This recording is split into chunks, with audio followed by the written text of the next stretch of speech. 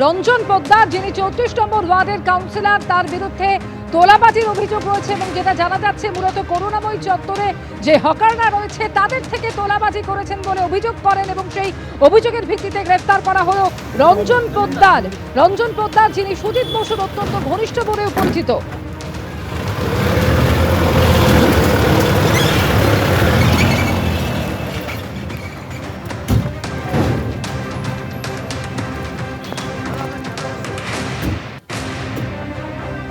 আরো একবার কথা বলবো, সরাসরি রয়েছেন এই মুহূর্তে আমাদের সঙ্গে প্রতিনিধি সন্দীপ সরকার। সন্দীপ, যেটা বলছিলে তুমি যে করুণাময়ী এলাকায় যে হকাররা রয়েছেন তাদের অভিযোগের ভিত্তিতে গ্রেফতার করা হলো রঞ্জন পোদ্দারকে। দেখো, তোলাবাজি সিন্ডিকেটের ক্ষেত্রে জিরো টলারেন্স নীতি নিয়েছে নবনির্বাচিত সরকার এবং সে বার্তাটা প্রশাসনের সর্বোচ্চ স্তরকে দেওয়া হয়েছে, সর্বোচ্চ স্তরের তরফ থেকে দেওয়া হয়েছে পুলিশ প্রশাসনকে, যাতে কোনো রকমভাবেই এ ধরনের অভিযোগ সামনে এলে তা যাতে বিন্দুমাত্র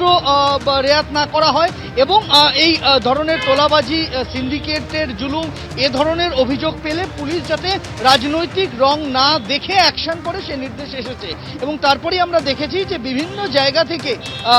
এর আগের শাসক দল তৃণমূল কংগ্রেসের নানান স্তরের নেতাকর্মী বিরুদ্ধে এ ধরনের একাধিক অভিযোগ বিভিন্ন জায়গায় রাজ্যের বিভিন্ন প্রান্তে উঠে এসেছে এবং তারই অংশ হিসেবে বলতে পারো যে এই বিধাননগরের 34 নম্বর ওয়ার্ডের কাউন্সিলর যে রঞ্জন পোদ্দার, তার গ্রেপ্তারি এবং এই রঞ্জন পোদ্দারকে ইতিমধ্যেই জিজ্ঞাসাবাদ পর্ব শুরু করা হয়েছে। বিধাননগর উত্তর থানায় তাকে নিয়ে আসা হয়েছে, গ্রেপ্তারের পর তাকে জিজ্ঞাসাবাদ করছেন বিধাননগর পুলিশের আধিকারিকরা এবং যে অভিযোগের সূত্র ধরে এই গোটা তদন্ত প্রক্রিয়া এগিয়েছে তাতে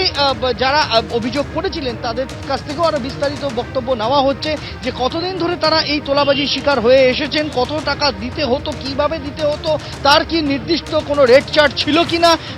এই সবটা কিন্তু তদন্তকারীরা খতিয়ে দেখছেন। এখন এই রঞ্জন পোদ্দারকে আগামীকাল আদালতে তোলা হবে এবং এই রঞ্জন পোদ্দারকে জিজ্ঞাসাবাদ করে আর এই তোলাবাজির টাকা যে অভিযোগ উঠছে সেই টাকা আর কারোর কাছে পৌঁছাতো কিনা সে বিষয়টা জানতে চাইছেন তদন্তকারীরা। তবে অবশ্যই বলা যেতে পারে যে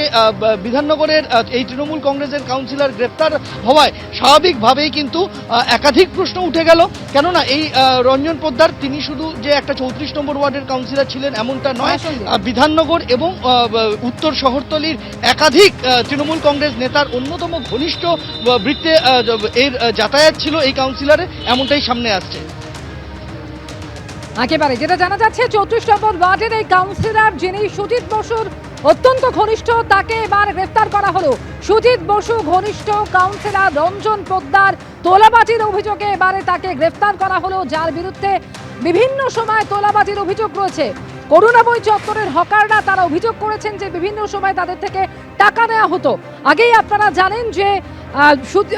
প্রাক্তন দমকল মন্ত্রী সুজিত বসু, তাকে গ্রেফতার করা হয়েছে পুর নিয়োগ দুর্নীতি মামলায় এবং এবার সুজিত বসু ঘনিষ্ঠ তৃণমূল কাউন্সিলর রঞ্জন পোদ্দারকে তোলাবাজির অভিযোগে গ্রেফতার করল পুলিশ।